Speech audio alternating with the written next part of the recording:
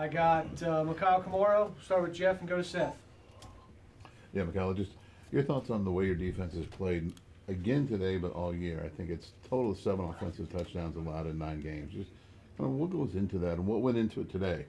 You said our offense or our defense? Was that defensively? Defense. I just think the way that we're coached is to go make plays, like swarm and make plays. I think we play a real physical style of football, and I think we do good with getting our plays and communicating. So I just think it's like everyone wants to go make plays, and everyone just flies to the ball. We'll go Seth and then Zach. Well, Coach Signetti and you had, a lot of the players have talked so much this season about breaking the other team's will. Just what is it about this team that allows you guys to come out and do that week after week? I think a lot of us kind of know what it takes, especially from last year, and then other guys that have transferred. Someone like Pat, who's been at Notre Dame, who's been out running programs. You kind of have that experience as to like how to beat a team's will. So from the first play to the last, you got to keep the pedal to the metal and keep going like nonstop. Because at some point they're gonna break, and it's not gonna be us. We'll go on your right to Zach and then to Daniel. I recognize you've never been with another staff, clearly. I just came on this too. Just like, what is it about the way that this group of coaches, starting with Coach Signetti, working all the way down, prepares a team that just allows for that relentless focus? That there's never a moment when you breathe, whether it's first team, second team, third team. Everybody's just kind of always fully in the moment and only worrying about executing what's right in front of them.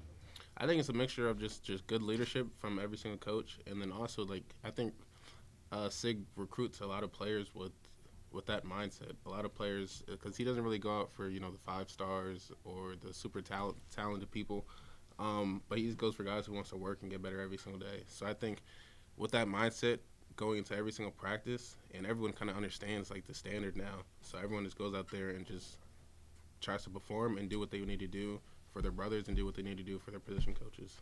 Daniel on your right, then Zion. Last 2 weeks, you guys have won by a combined 96 points. Like, is it hard to not let that get numb to just how much you're winning by?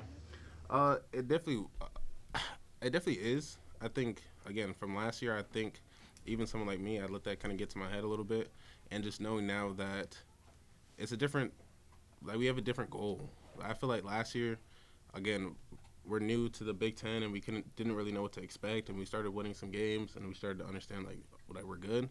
But now it's about winning the championship. It's about winning the Big Ten championship and trying to win a natty. So I just think we just understand every single week we have to attack it like it's any other game. So I think that's just the mindset every single time. We'll go second row to Zion on your left. Kyle, this week, Coach Signetti just said there was another level he felt like you could play at. How did you respond to hearing that, and just what did that do for you coming into this week? I love it. I like when Sig challenges me. It's always been good in my entire career. That's kind of been our relationship. So when he said his, actually I didn't even know that he said it until some of my teammates told me about it. But it definitely gave me a different type of focus throughout the week, and just especially, I was already more focused to go play Maryland, and then him throwing that on top, it kind of made me really want to come out here and put on a show. Is that something he's echoed in your private conversations also?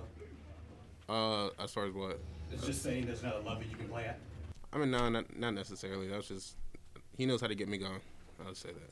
We'll stay on your left with Zach B and then go back to Zach O. When you guys don't have Aiden Fisher for the last 7 quarters of football, what does it say about the defense that you've still only given up, I think, 13 points over the last 7 quarters without him? What does that say about you guys as a unit?